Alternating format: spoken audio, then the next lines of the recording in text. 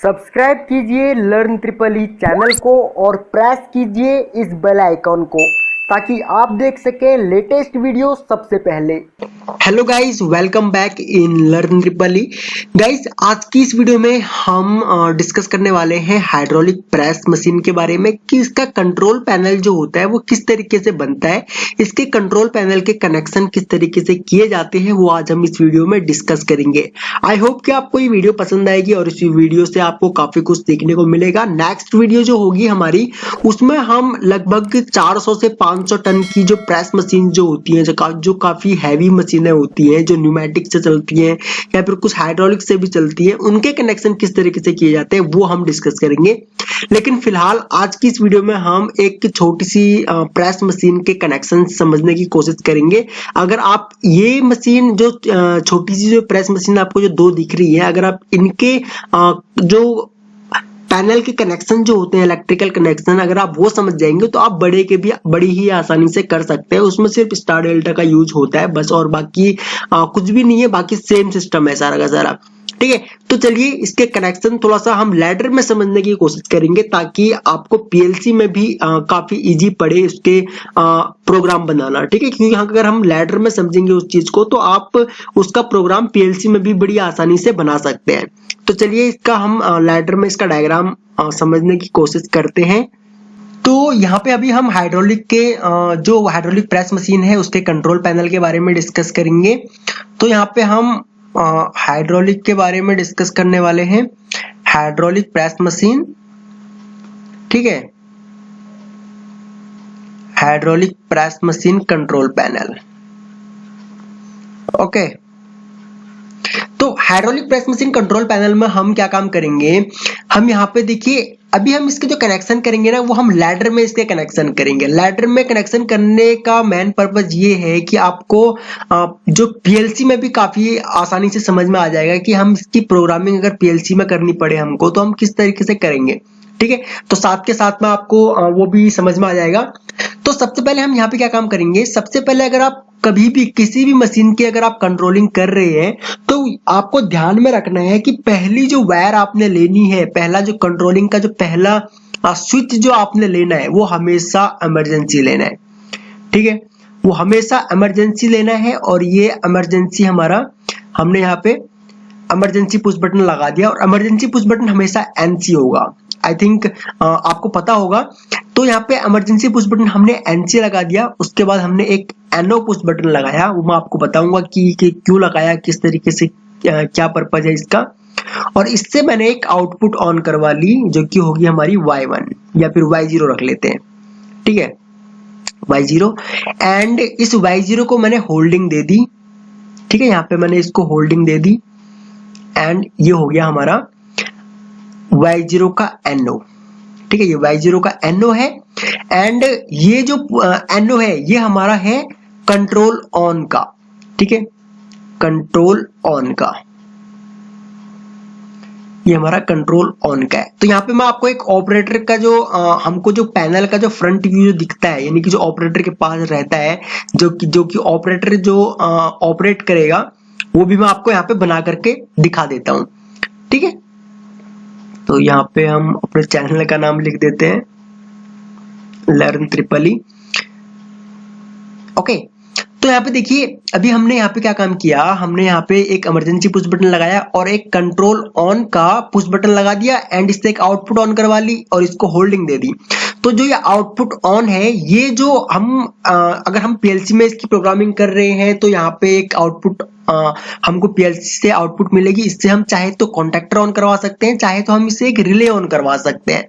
ठीक है, वो हमारे ऊपर बात है कि हम इससे क्या ऑन करवाना चाहते हैं। रिले से भी काम बन जाएगा एंड कॉन्टैक्टर से भी काम बन जाएगा। अगर हम एक कंट्रोल कॉन्टैक्टर ले लें तो उससे भी काम बन जाएगा। तो ये जो भी हमने एक लैडर में एक जो कनेक्शन किए हैं, ये हमारा जो आउटपुट है ये है कंट्रोल ऑन की। ठीक है, इससे ओनली कंट्रोल ऑन होगा, यानी कि पूरे के पूरे पैनल का कंट्रोल ऑन होगा। अभी यहाँ पे जो ये फ्रंट यानी कि पहला पुश बटन इमरजेंसी का होगा। ठीक है, जिससे कि अगर कभी कोई इन केस कोई फॉल्ट आ जाता है या फिर कोई अब नॉर्मल कंडीशन हो जाती है तो ऑपरेटर तुरंत इससे अगर इस पुश बटन को प्रेस करेगा तो उससे पूरा की पूरी मशीन का कंट्रोल ऑफ हो जाएगा, क्योंकि हमने क्या काम किया है, हमने पूरे के पूरे कंट्रोल को ऑन करने के लिए ही एक कॉन्टैक्टर या रिले यूज कर ली यहाँ पे आउटपुट में, जो भी आप करेंगे, एंड उसको हमने यहाँ पे इमरजेंसी पुश बटन हमने यहाँ पे यूज कर लिया। उसके बाद एक दूसरा पुश बटन होगा जो कि ग्रीन कलर का होगा यहाँ पे, वो होगा कंट्रोल ऑन का। ठीक है, इसको पुश करते ही हमारा कंट्रोल ऑन हो जाएगा। और कंट्रोल ऑन करने के लिए हम क्या काम कर सकते हैं, हम यहाँ पे Y0 के NO से एक और आउटपुट ऑन करवा सकते हैं। ठीक है, एक और आउटपुट ऑन करवा लीजिए। अभी मैं यहाँ पे आपको सिर्फ एक इंडिकेटर बनाकर यहाँ पे सिर्फ एक इंडिकेटर हम यहाँ पे यूज कर लेते हैं। यह है Y0 का NO, यानी कि जब भी Y0 ऑन होगा तो हमारा एक ये इंडिकेटर जो है ये ऑन हो जाएगा। ठीक है, ये इंडिकेटर ऑन हो जाएगा हमारा। एंड इंडिकेटर ऑन होते ही यहाँ पे हम एक इंडिकेटर लगा देते हैं। ठीक है, ये एक इंडिकेटर है। जैसे ही हमारा Y0 ऑन होगा, कंट्रोल ऑन होगा, तो यहाँ पे ये इंडिकेट करने लग जाएगा, हाँ भाई हमारा कंट्रोल ऑन हो चुका है। उसके बाद हम क्या काम करेंगे, कंट्रोल ऑन हो गया, कंट्रोल ऑन होते ही क्योंकि हमारी हाइड्रोलिक प्रेस मशीन है तो हम क्या काम करेंगे, एक और Y0 का NO लेंगे और इससे हम एक NO लेंगे एंड या फिर NC ले लीजिए। ठीक है, NC लेंगे और एक NO लेंगे और इससे हम एक और आउटपुट ऑन करवाएंगे जिसको हम नाम देते हैं Y1। ठीक है, हम इसको होल्डिंग दे देते हैं और ये जो पुश बटन होगा ये होगा स्टॉप का एंड ये होगा हमारा स्टार्ट का। अभी स्टॉप स्टार्ट क्या करे, क्या काम मतलब किस चीज को करेगा, स्टार्ट। ये स्टॉप स्टार्ट किसको करेगा, ये करेगा हाइड्रोलिक को, यानी कि ये है हाइड्रोलिक मोटर के लिए। अभी क्या होगा, कंट्रोल ऑन कर दिया, कंट्रोल ऑन होते ही हमारा इंडिकेशन आ गया कि हाँ भाई मशीन जो है हमारी कंट्रोल ऑन हो चुका है। उसके बाद हम क्या काम करेंगे, उसके बाद हम यहाँ पे दो पुश बटन और यूज होंगे, एक होगा स्टॉप का, एक होगा हाइड्रोलिक मोटर ऑन का। तो ये हो गया हाइड्रोलिक मोटर का, ये हो गया इंडिकेशन का, ये हो गया कंट्रोल ऑन एंड ये हो गया इमरजेंसी, ये हो गया स्टॉप का, हाइड्रोलिक स्टॉप। ठीक है, स्टॉप हाइड्रोलिक कर देते हैं। तो यहाँ पे देखिए हमारा इसको हमने पुश किया, इस पुश बटन को, तो हमारा हाइड्रोलिक मोटर जो है वो ऑन हो गई। तो हाइड्रोलिक मोटर ऑन होते ही हम क्या काम करेंगे, भी यहाँ पे हाइड्रोलिक यानी कि Y1 के NO से हम दो NO पुश बटन सीरीज में लगाएंगे। उसके बाद हम एक और आउटपुट ऑन करवाएंगे या फिर एक और आउटपुट ऑन करवाएंगे हम Y3, जो कि होगी कॉइल 1। ठीक है, ये होगी हमारी कॉइल 1। ये बताऊंगा मैं आपको कॉइल 1 एंड कॉइल 2 कौन सी होंगी। एंड जो Y3 होगा, Y3 के ही NO से या फिर Y3 के NC से हम एक आउटपुट और ऑन करवाएंगे जो कि होगी Y4। ठीक है, अभी हम यहाँ पे क्या काम करेंगे, अभी देखिए ये जो हमारी प्रेस मशीन है, अभी मान के चलिए ये हमारी प्रेस मशीन है और ये हमने इसको हाइड्रोलिक मोटर ऑन किया। ऑन करने के बाद ये कॉइल 1 है एंड ये कॉइल 2 है। उसके बाद हमने क्या काम किया, जैसे ही हमारी प्रेस मशीन हमने हाइड्रोलिक ऑन कर दिया, ऑन करते ही हमारा Y1 से हाइड्रोलिक ऑन होगा, तभी जाकर के Y1 NC बनेगा।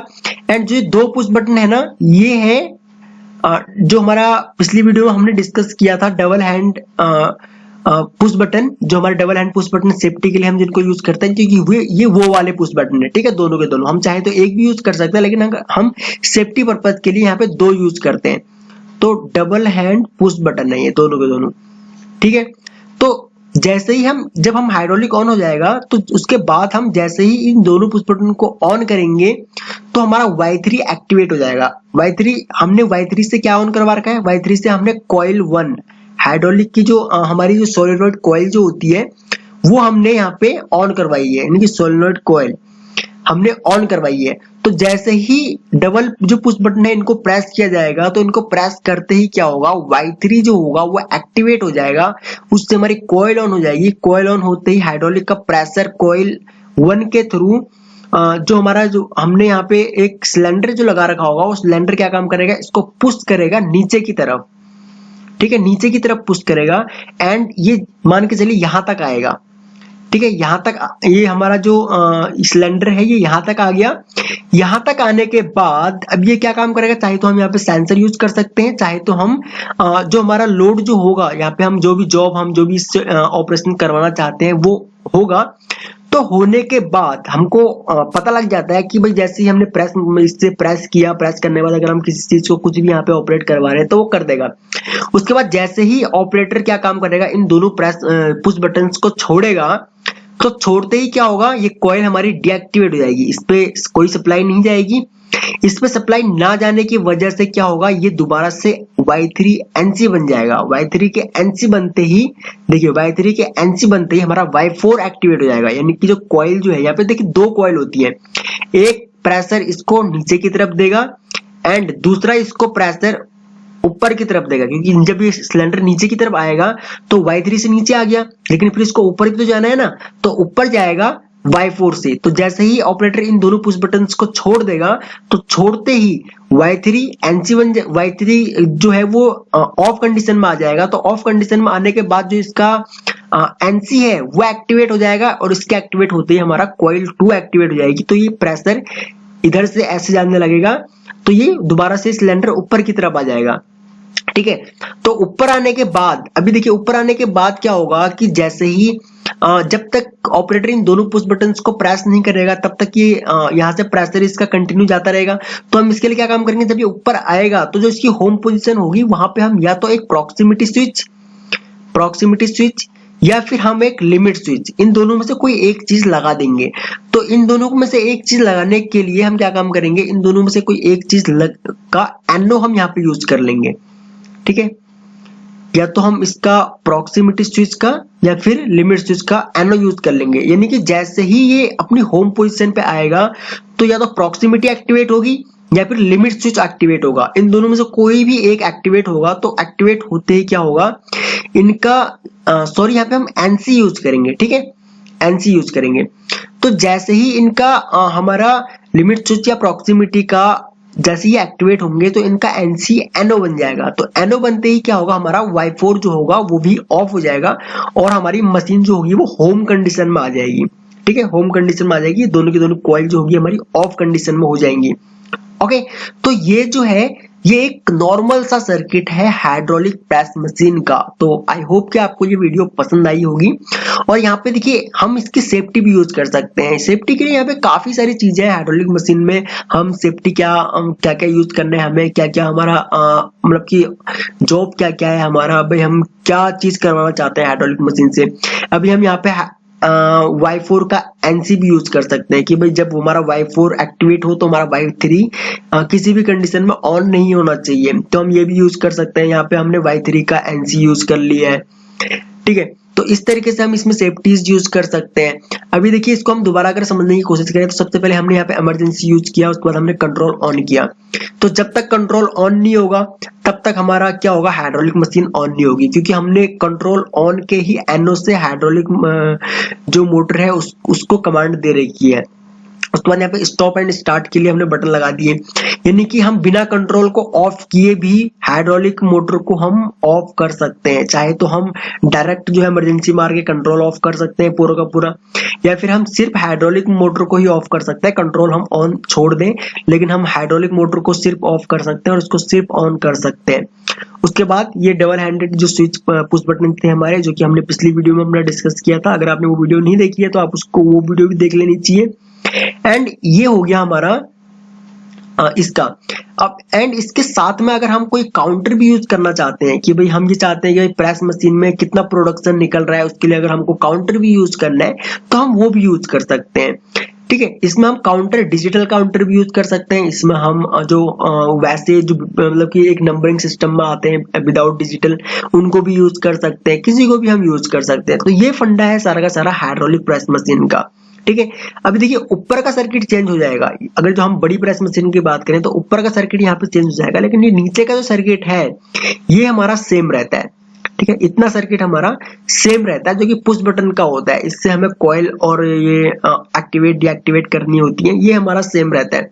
तो यहाँ पे ये हाइड्रोलिक एंड न्यूमेटिक दोनों में ही ये सेम रहेगा। ठीक है, ये जो सिस्टम है, ये इतना सर्किट जो है जो कॉइल को एक्टिवेट कर रहे हैं, ये हाइड्रोलिक में भी सेम रहेगा एंड न्यूमेटिक में भी सेम रहेगा।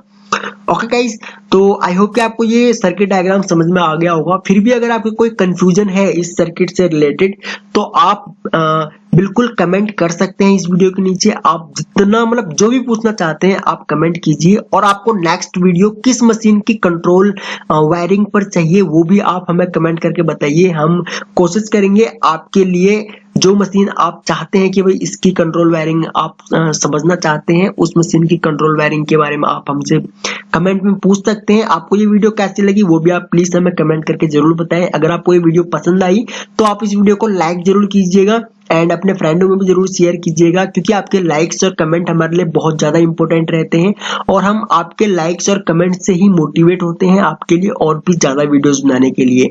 अगर आप इस चैनल पर न्यू है तो आप इस चैनल को सब्सक्राइब कर लीजिए, बगल में जो बेल आइकॉन है उसे ऑन कर लीजिए, ताकि आपको लेटेस्ट जो हमारी ऐसी ही वीडियोस जो होती हैं वो उनका नोटिफिकेशन लगातार मिलता रहे।